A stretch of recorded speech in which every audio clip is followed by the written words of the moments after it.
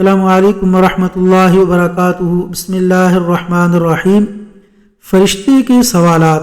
حضرت ابو ہریرہ رضی اللہ عنہ نے بیان کیا کہ ایک دن رسول اکرم صلی اللہ علیہ وسلم لوگوں میں تشریف فرما تھے کہ آپ کے پاس ایک شخص آیا اور پوچھنے لگا کہ ایمان کسے کہتے ہیں؟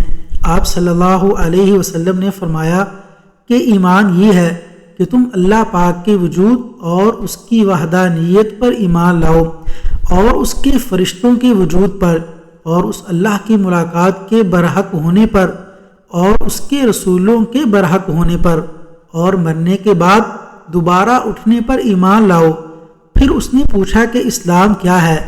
آپ صلی اللہ علیہ وسلم نے پھر جواب دیا کہ اسلام یہ ہے کہ تم خالص اللہ کی عبادت کرو اور اس کے ساتھ کسی کو شریک نہ بناؤ، اور نماز قائم کرو، اور زکوٰۃ ادا کرو، اور رمضان کے روزے رکھو۔ پھر اس نے احسان کے متعلق پوچھا۔ آپ صلی اللہ علیہ وسلم نے فرمایا، احسان یہ ہے کہ تم اللہ کی عبادت اس طرح کرو گویا تم اسے دیکھ رہے ہو۔ اگر یہ درجہ نہ حاصل ہو تو پھر یہ سمجھو کہ وہ تم کو دیکھ رہا ہے۔ پھر اس نے پوچھا کہ قیامت کب آئے گی؟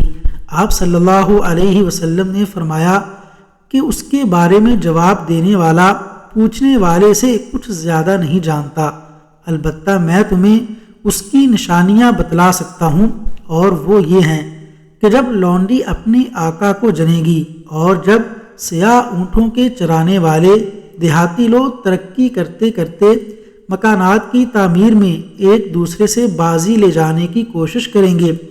یاد رکھو، قیامت کا علم ان 5 چیزوں میں ہے جن کو اللہ کے سوا کوئی نہیں جانتا۔ پھر آپ صلی اللہ علیہ وسلم نے یہ آیت پڑھی کہ اللہ ہی کو قیامت کا علم ہے کہ وہ کب ہوگی۔ پھر وہ پوچھنے والا پیٹھ پھیر کر جانے لگا۔ آپ صلی اللہ علیہ وسلم نے فرمایا کہ اسے واپس بلا کر لاؤ۔ لوگ دوڑ پڑے مگر وہ کہیں نظر نہیں آیا۔ آپ صلی اللہ علیہ وسلم نے فرمایا کہ وہ جبرائیل علیہ السلام تھے جو لوگوں کو ان کا دین سکھانے آئے تھے۔ اللہ تبارک و تعالیٰ سے دعا ہے کہ اللہ تعالیٰ دین اسلام اور دینی تعلیمات کو سیکھنے اور اس پر عمل کرنے کی توفیق عطا فرمائے۔